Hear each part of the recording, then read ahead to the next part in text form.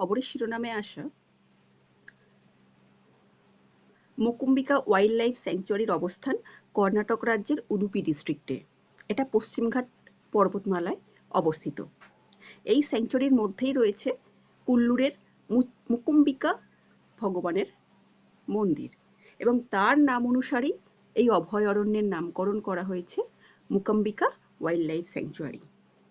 এই wild life স্যাংচুয়ারিটির দক্ষিণে রয়েছে সোমেশ্বর ওয়াইল্ড লাইফ স্যাংচুয়ারি আর উত্তরে রয়েছে শরাবতী ওয়াইল্ড লাইফ স্যাংচুয়ারি বা সারাবতী ওয়াইল্ড লাইফ স্যাংচুয়ারি।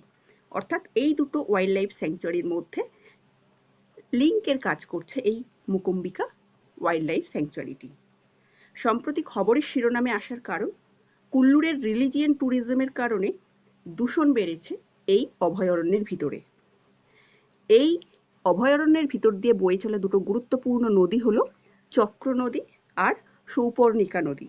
এই সৌপর্ণিকা নদী দ্বারা বাহিত হয়ে আসছে দূষিত পদার্থ এবং এই অভয়ারণ্যের কোর জোনে এসে বা কেন্দ্রীয় অঞ্চলে এসে সেগুলো জমা হচ্ছে, ফলে দূষণের মাত্রা বাড়ছে।